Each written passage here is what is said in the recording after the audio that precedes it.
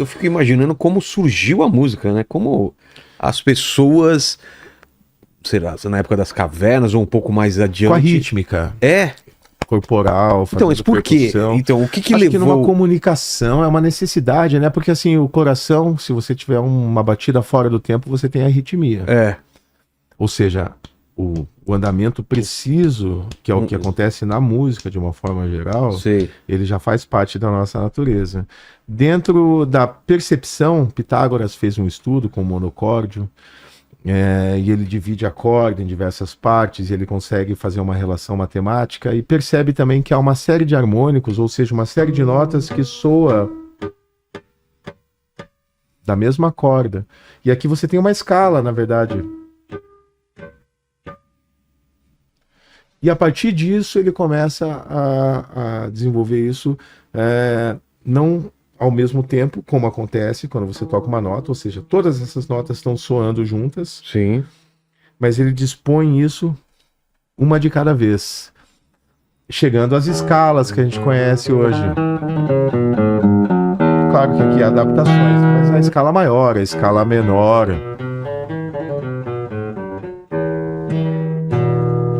Quer dizer, isso... Putz, a gente está falando lá do greco-romano, um período muito antigo, a Grécia antiga, na verdade.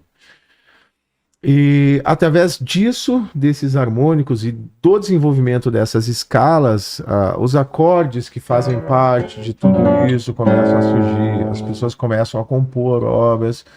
Quer dizer, para mostrar o que acontecia naquele período, naquele lugar, naquele momento. E eu imagino também que a música era para celebrar, para ter uma conexão religiosa, um espiritual. A gente talvez. tem até hoje aqui nos indígenas os rituais que eles fazem, que são rítmicos, eles também cantam, entonam canções.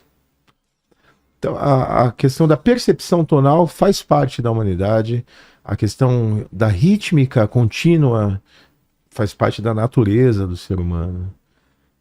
E a beleza, ela é discutível, né? Mas eu também não entro muito nessa onda de que belo é relativo. Eu acho que o belo é belo mesmo, e o que não é belo não é, porque a natureza já expõe para você quais são as notas que soam ao mesmo tempo a partir de uma série harmônica. A arritmia cardíaca já diz para você que se você tiver um milésimo de segundo de atraso, aí é melhor se tratar, senão você vai ter problema. Então eu não discuto muito com isso. Cara. Entendi. E aí, mas a natureza tem um som da natureza? A natureza, tem. Se você parar para pensar, existe algumas notas lá que... Isso, é natural. Por isso que existe a chamada afinação natural. Como assim? Que é dentro de uma única nota ter diversos harmônicos, aqui, que é o que a gente chama... Isso o que é, Léo? Não, quando estávamos falando do... Pixinguinha. Você tá colocando pro pessoal, tá? Pra galera. Boa, Léo. Então a gente tem, por exemplo, o canto polifônico, até uma coisa que a gente conversou esses tempos aí num outro programa, acerca disso. Porque o canto polifônico, ele nada mais é senão uma única nota, teoricamente, mas onde vários harmônicos vão aparecendo. Isso faz parte da teoria musical. Isso faz parte, inclusive, do estudo acadêmico. Então, se for fazer um vestibular de música em qualquer lugar do mundo, você vai precisar saber, pelo menos, as primeiras notas da série harmônica, que é um fenômeno natural. Entendi. Dentro desse fenômeno natural, se a gente considerar a nota Dó, a gente vai ter as notas dispostas uma atrás da outra da seguinte forma.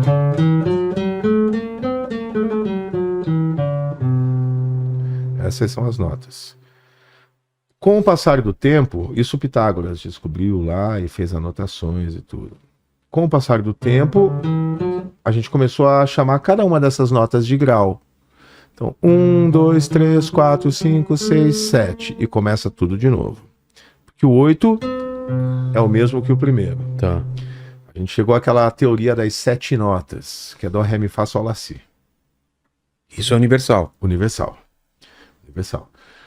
Então, o quarto grau, com o passar do tempo, como ele dava esse intervalo para o primeiro, que hoje a gente conhece como trítono, que inclusive foi proibido parte da Renascença, no Barroco, por se tratar do intervalo do diabo, era chamado, Inclusive o Black Sabbath fez uma música, né, que usa o trítono. Pô, não sabia. Ele usa exatamente, que é na música Black Sabbath. Sei. Só que acho que, se não me engano, o tom é sol, né? Que é... Entende? Que causa um certo incômodo. Com o passar do tempo, eles então mudaram esse quarto grau, diminuíram, para que ele soasse assim, ó. Ao invés de... Então ficou soando... E o 7º grau, que era bemol, 1, 2, 3, 4, 5, 6, 7. Pela distância, para começar tudo de novo, 1, 3, 4, 5, 6, 7, eles resolveram aumentar um semitom, que isso sensibilizaria a ideia. Entendi. 1, 2, 3, 4, 5, 6, 7. E aí, por isso o 7º grau maior é chamado de sensível hoje, na parte teórica da música. Então você tem hoje essa escala. É o que a gente conhece como escala maior natural, muito embora ela não seja natural. Natural, como eu disse, é a quarta aumentada e 7ª bemol. Mas o ser humano fez essas alterações, e aí você tem aquilo que...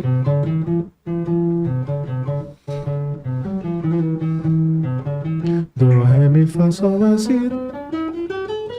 E assim vai seguir infinitamente, né?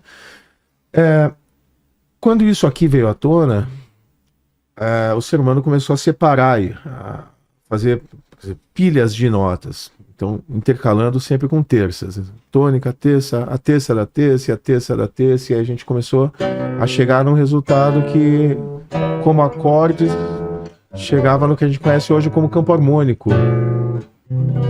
Então, qualquer música que você conheça, de qualquer banda que você cite agora, é baseada exatamente nessa estrutura. Entendi.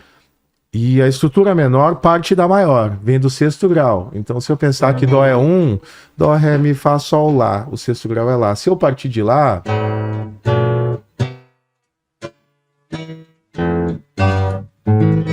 eu também chego no campo harmônico menor, que justifica qualquer música que você queira citar agora.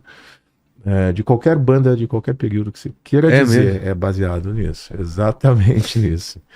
Que tá lá. Lá longe, entende? Então a música, ela tem um desenvolvimento, ela representa cada compositor, cada período, cada momento. Daí o punk, daí o metal, daí o samba aqui, o samba enredo das escolas, o chorinho, que nasce aqui, inclusive, né? Mais ou menos por aqui. Aqui no Rio, né? A galera tocava muito choro, justamente por conta das serestas, né? Que é aquele lance, é a valsa. Você pega, por exemplo, o Francisco Tárrega, falecido em 1909. Isso é uma história interessante. 1909. Caramba. É um dos grandes nomes do violão clássico. Inclusive deixou métodos. Ele nunca escreveu um método, mas ele formou alunos fantásticos, como Miguel Leobé, Emílio Pujol, que deixaram métodos que influenciaram caras como André Segovia e Julian Brim, por exemplo, que influenciou o Dilermando Reis. O Segovia é a grande influência do Dilermando. O Segovia é a grande influência do Paulinho Nogueira, de toda essa turma, que é a nossa influência, né? Paulinho Nogueira influenciou o Rabelo, e assim a coisa vai seguindo. E a gente já ouviu isso aqui, por exemplo... Né? Que foi a campainha de Nokia.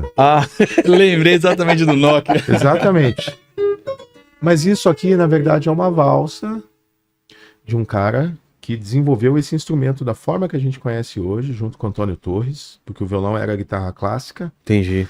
Ele era menor, a afinação era a mesma, mas o som era outro. Então ele chegou num luthier e falou... Nessa época? Não, na metade do século XIX, 1850 e 1860, não tem essa data muito precisa, mas tem a Leona, que é um modelo, até tem uma réplica feita pelo Roney Ramos, que é uma réplica desse instrumento que o Tárrega experimentou. Então o Antônio Torres já estava tentando fazer um violão que projetasse mais grave, para isso ele colocou aqui como se fosse um subwoofer, né? Um tubo de metal aqui na boca do violão, dava um peso maior e ele aumentou um pouquinho as dimensões. Tárrega falou, não, vamos deixar maior ainda.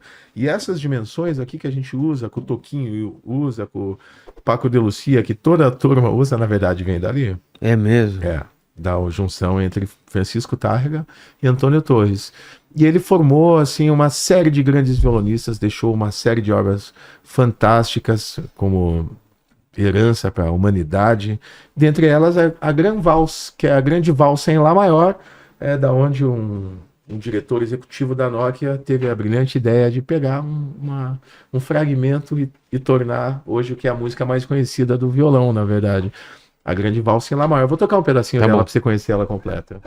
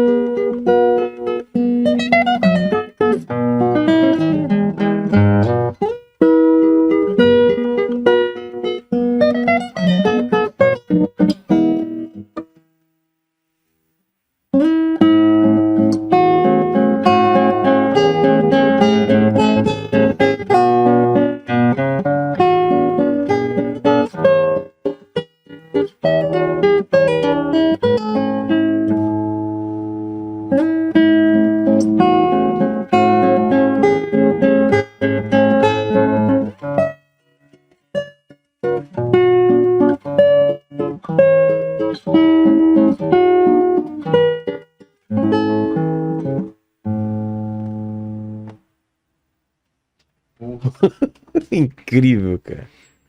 Interessante aonde chega, né? E como algo ele nem imaginaria do passado poderia significar tanto então ainda hoje em dia. Pra você ver. E aí explica como temporal. Isso. Supor que toda essa informação sua, como é que 400 explica pra alguém anos daqui a pouco isso?